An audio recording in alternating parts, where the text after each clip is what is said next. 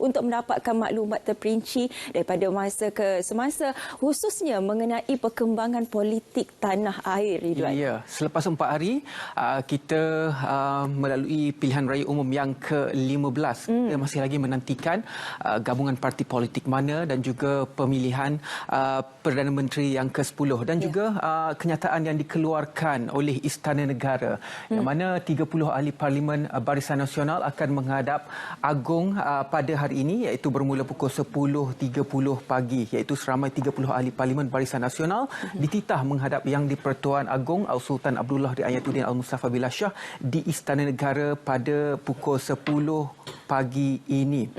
Dan proses ini adalah bertujuan supaya ke-Bawah Duli Yang Maha Mulia Seri Paduka Baginda Yang di-Pertuan Agong untuk membuat keputusan bagi melantik seorang ahli Dewan Rakyat. Pada khidmat Baginda, mungkin mendapat kepercayaan majoriti ahli Dewan Rakyat sebagai Perdana Menteri seperti yang diperuntukkan di bawah perkara 43/2/A Perlembagaan Persekutuan. Jadi sama-sama kita tunggu dan juga lihat serta kita akan perhatikan bagaimana sebenarnya proses ini akan berjalan pada 10.30 pagi ini, dan pastinya kita akan membawakan perkembangannya terus melalui RTM. Ya, dan juga ramai juga tertanya-tanya apakah situasi politik semasa ini akan mempengaruhi keadaan ekonomi negara.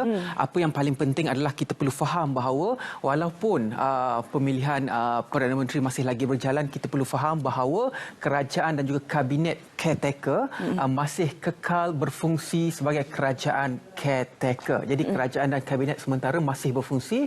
Perdana Menteri Datuk Seri Ismail Sabri Yaakob memaklumkan kerajaan pimpinannya kekal sebagai kerajaan sementara. Turut kekal jemaah kabinet, jadi kerajaan ini masih kekal sebagai kerajaan caretaker.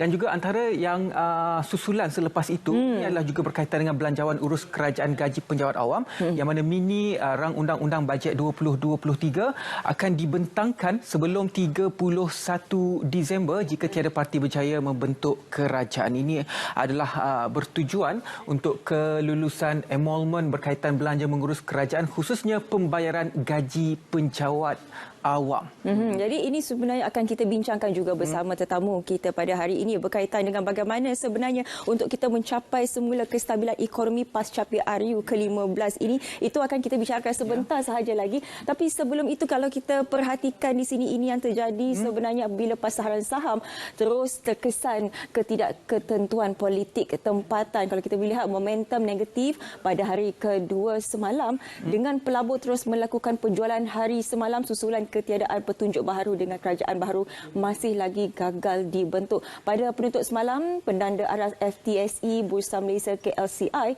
merosot 6.67 mata atau 0.46% kepada 1436.55 daripada 1447.96 pada Isnin. Jadi bagaimana sebenarnya untuk kita mendapatkan semula kepercayaan daripada pelabur, itu juga akan kita bincangkan pada hari ini. Kerana apa? Selain daripada kita ingin mencapai kestabilan politik, tetapi kestabilan ekonomi yang lebih penting sebenarnya untuk bagaimana kita nak menggerakkan Malaysia ini khususnya pada 5 tahun akan datang.